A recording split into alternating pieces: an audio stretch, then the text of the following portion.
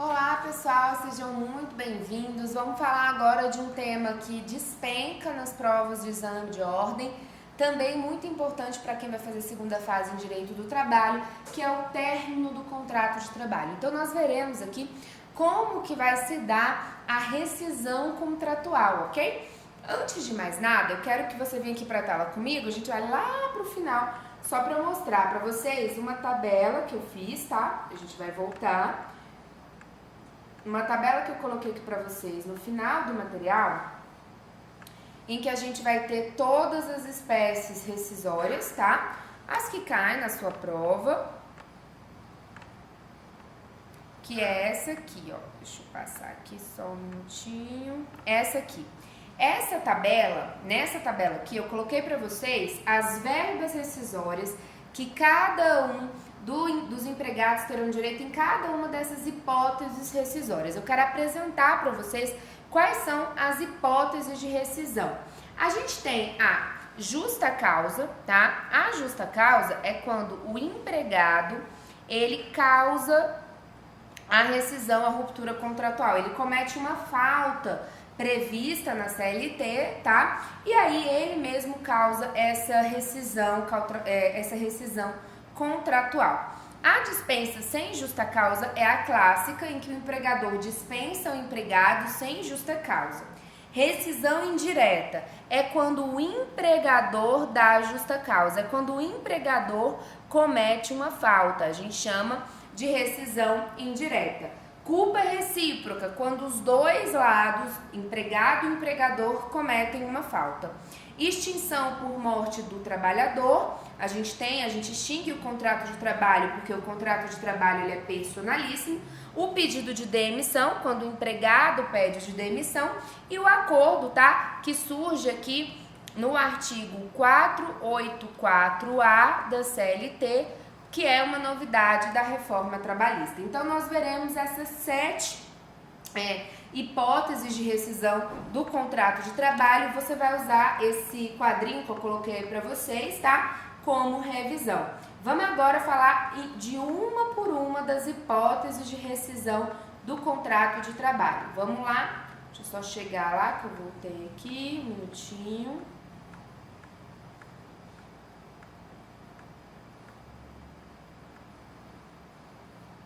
Vamos lá. A primeira hipótese é aí a extinção do contrato de trabalho. A gente vai falar da dispensa por justa causa, que é quando o empregado ele dá causa à extinção do contrato de trabalho. Essa extinção por justa causa está lá no artigo 482 da CLT, que você tem que conhecer. Antes da gente ver as hipóteses de justa causa, o que eu quero que você se lembre? O empregado, ele só vai ter direito a 2 verbas, saldo de salário e férias integrais, se houver, tá? Se houver férias integrais que ele não tenha gozado. Eu quero que você registre aqui, ó, que ele não recebe, não tem direito, ele não tem direito a 13º, ele não tem direito ao 13º salário, ok? Não vai ter direito ao 13º salário proporcional e nem às férias proporcionais. Ele basicamente, pessoal, não tem direito a nada, tá? Só a saldo de salário que ele trabalhou naquele mês. Saldo de salário é o seguinte, vamos supor que no nosso exemplo, o trabalhador ele deu um soco no empregador, xingou o empregador no dia 15 de maio. O que ele vai ter direito? 15 dias de saldo de salário do mês de maio, só isso, ok? Vamos continuar aqui, vem comigo para a tela. A súmula 171, tá? Férias proporcionais, é essa súmula que vai dizer pra gente o que o trabalhador que é dispensado por justa causa, ele não tem direito, tá? Ele não tem direito a férias proporcionais. Olha aí o que diz a súmula 171 do TST. Férias proporcionais, ok? Contrato de trabalho e extinção. Salvo na hipótese de dispensa do empregado por justa causa, a extinção do contrato de trabalho sujeita o empregador ao pagamento da remuneração de férias proporcionais, ainda que incompleto o período aquisitivo. Então, salvo na hipótese de dispensa por justa causa. Porque nessa hipótese, pessoal, ele vai receber, tá? Deixa eu só ver aqui se eu coloquei o 482 no nosso material pra gente. Só um minutinho. Tá passando. Foi.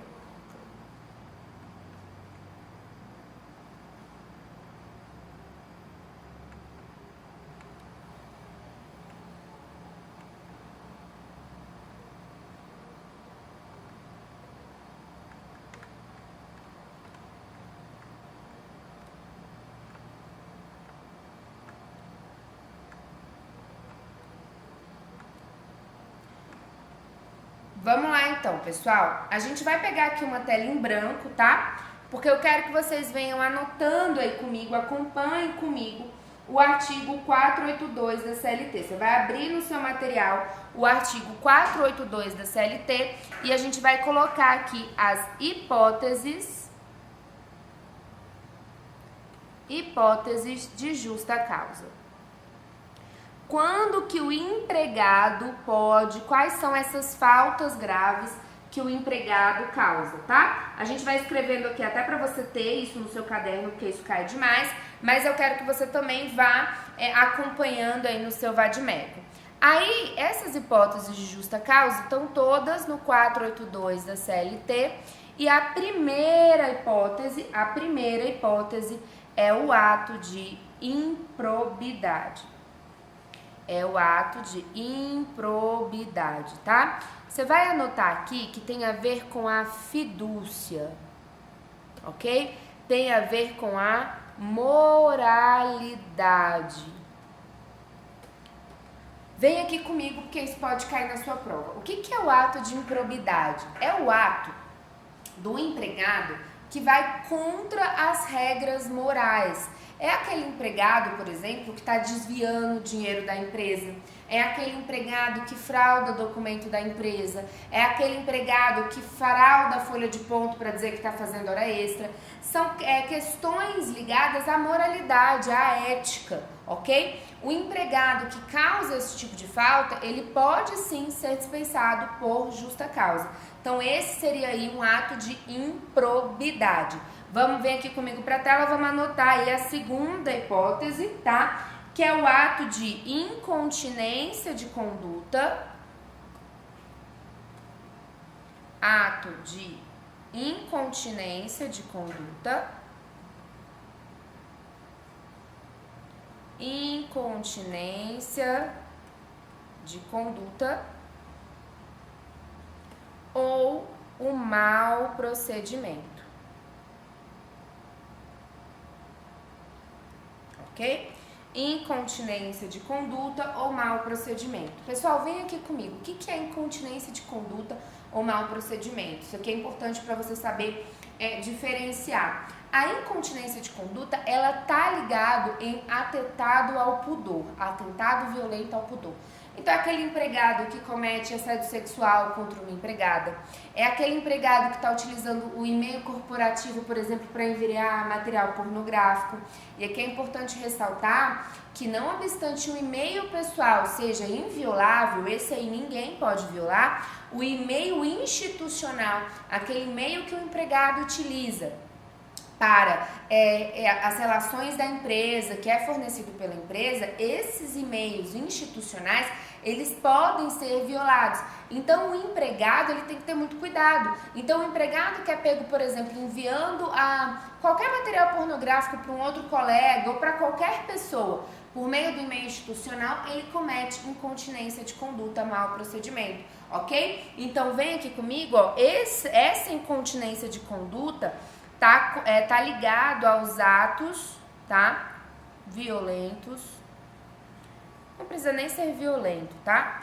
Pode colocar aqui, ó, para ficar mais fácil para você lembrar, coloca pudor, tá? Lembra disso. Vamos lá, terceira possibilidade, a linha C. Negociação habitual por conta própria ou alheia, sem permissão do empregador e quando constituir ato de concorrência à empresa para a qual trabalhe o empregado ou for prejudicial ao serviço. Então aqui, pessoal, é uma negociação habitual. Essa negociação habitual, ela tem que representar, ela pode gerar duas consequências. Pode ser um ato de concorrência ou for prejudicial ao serviço, obviamente, sem autorização do empregador. Pessoal, que situação é essa? Vamos supor que você, advogado, já com sua carteirinha na mão, monta um escritório de advocacia. E aí contrata 2 advogados empregados para te auxiliar. E aí você deixa os advogados empregados lá no momento de manhã, você precisa sair do escritório, eles estão ali para atender os clientes que chegam. E aí um dos advogados chega para um cliente seu e fala assim, ó, aqui no escritório a doutora cobra 30%, mas se você for lá combinar um horário comigo, eu te atendo por fora, eu cobro 15%. Isso aí não é uma concorrência, tá? Uma concorrência desleal. É esse tipo de concorrência que vai garantir aí uma justa causa, tá? É essa negociação habitual, é uma negociação habitual que atrapalhe a atividade do empregador e, obviamente, tem que ser realizada sem autorização do empregador. Se o empregador autoriza, tudo bem. Beleza? Volta comigo para a tela. Quarta possibilidade aí, tá? Para caracterizar justa causa. Condenação criminal de empregado passada em julgado, caso não tenha havido suspensão da execução da pena. Aqui, pessoal, é aquele trabalhador que está preso, tá? Ele tem uma condenação e aí a gente vai pensar na execução mesmo, ele está preso, ok? Com trânsito em julgado, tá? Houve o trânsito em julgado. Nesse caso, tem que ter o trânsito em julgado, tá? Antes do trânsito em julgado, se vocês quiserem anotar aí, ó, antes do trânsito em julgado,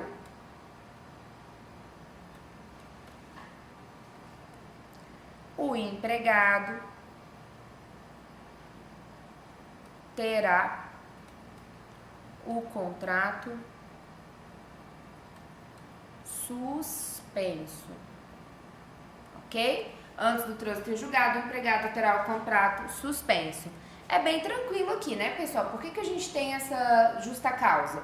Porque se o empregado ele está preso, já transitou em julgado, ele vai cumprir uma pena, ele não vai poder vir ao serviço. O empregado não vai ter que o empregador não vai ter que ser obrigado a pagar, por exemplo, indenizações. Então é uma hipótese de justa causa. Mas a justa causa só pode ser aplicada depois que ocorrer o trânsito em julgado.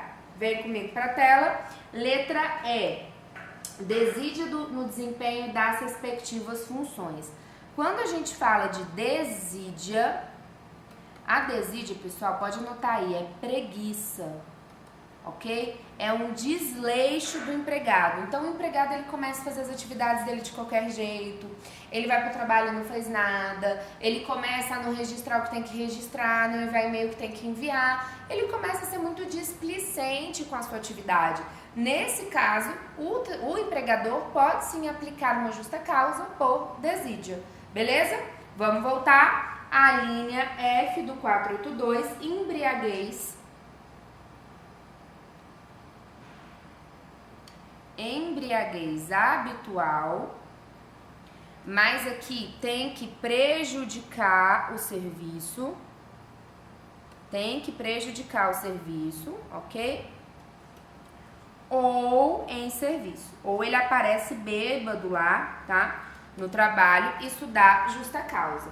Essa embriaguez habitual, pessoal, ela tem que ser só uma embriaguez, não pode ser alcoolismo. Tem que lembrar que o alcoolismo é uma doença, tá? O TST ele já tem um posicionamento muito centrado nesse sentido, de que o alcoolismo é uma doença, então não é tratado como uma justa causa. E aí o alcoolismo, quando ele é verificado, o trabalhador tem que ser afastado para tratamento. O contrato vai ser suspenso para que ele seja internado e se trate, tá? Essa embriaguez aqui é quando não ficar configurada o alcoolismo, tá? Vamos anotar aqui, se vocês às vezes cai lá uma reclamação trabalhista, lembrando que o alcoolismo é doença, tá? Então ele tem que ser afastado para tratamento. A linha G, violação do segredo da empresa, tá? Aqui é o caso em que a empresa ela tem um segredo industrial, alguma receita, por exemplo, que ela não quer passar. Vamos supor que você trabalhe numa confeitaria, o confeiteiro ele não quer passar a receita do bolo que ele faz, você tá ali trabalhando há anos, você tem a receita desse bolo e vende a receita do bolo. Aí sim vai caracterizar uma justa causa por causa do segredo profissional, segredo empresarial. O empregado, em regra, não poderia passar esse segredo adiante. Vamos voltar aqui à linha H, tá? A linha H é o ato de indisciplina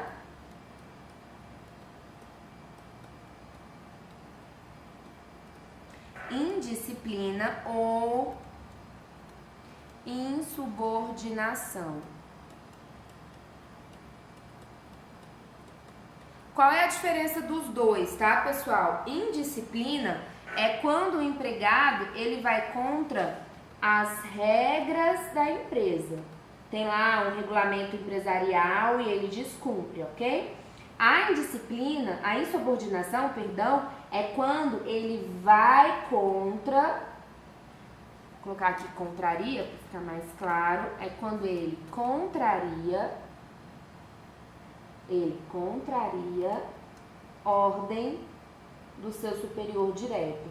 Então, ele contraria uma ordem direta, aí ele foi insubordinado, tá? E abandono de emprego. Você já vai anotar aí que preciso de 30 dias para configurar esse abandono de emprego. Como é que funciona, pessoal, o abandono de emprego? Funciona assim. O empregado, ele desaparece. Vamos supor que ele sumiu, desapareceu, não deixou vestígio, não avisou para o empregador se voltava, se não voltava. Por uma questão de interpretação jurisprudencial e doutrinária, a gente entende que esse abandono ele fica configurado quando o empregado some por mais de 30 dias e nesse período o empregador tem que provar que chamou ele para retornar. Então, o empregador mostra lá que chamou, mandou mensagem de WhatsApp ou enviou uma carta com aviso de recebimento e ninguém respondeu, tá? Nessas situações aí, o empregador vai poder aplicar a justa causa após 30 dias de abandono. Vamos voltar aqui. Depois da letra I, vou colocar aqui mais uma tela branca, tá? Pra gente continuar aí. Vamos continuar no J agora, né?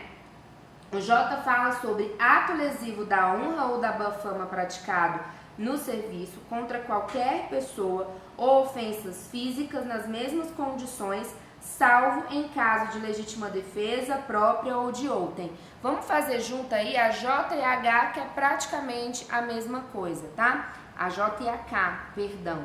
Olha só o que diz a letra K. Ato lesivo da honra ou da boa fama. Então, ato lesivo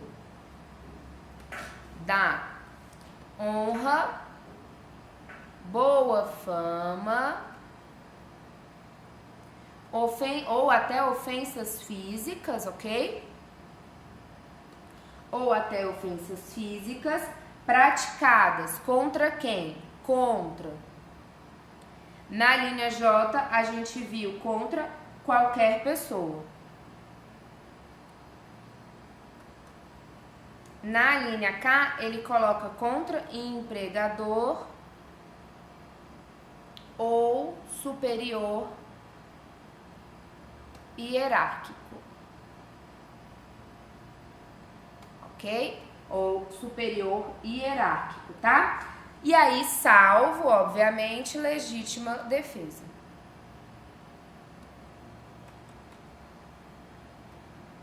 ok? Salvo legítima defesa.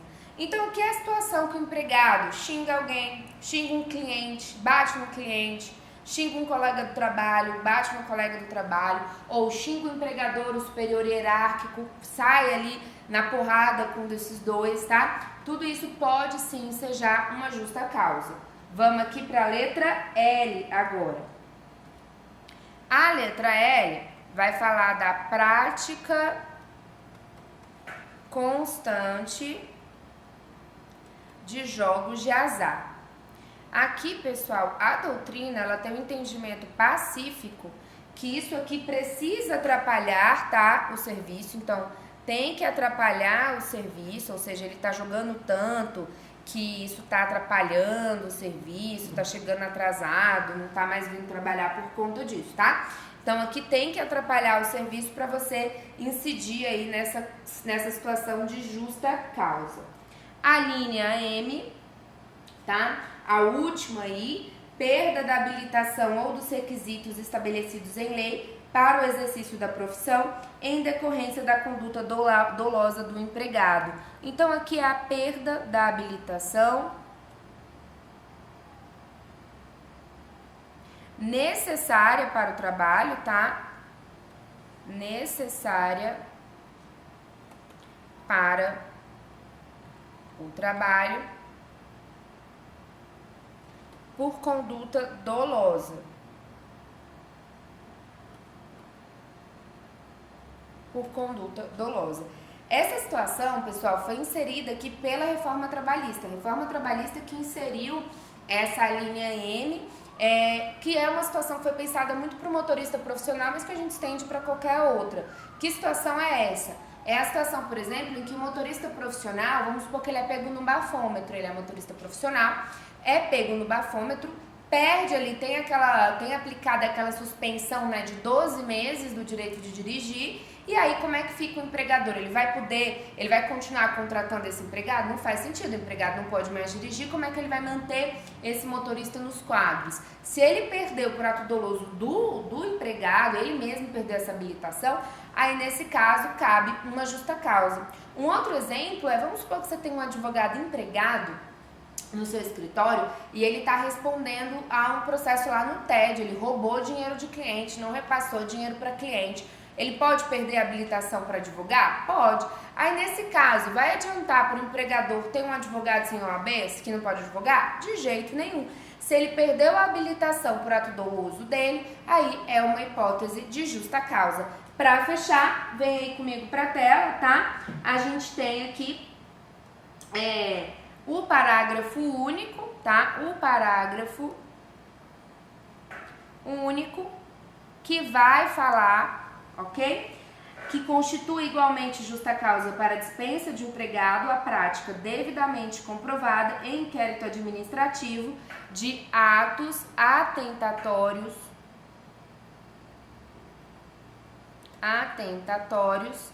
à segurança nacional, ok? À segurança nacional.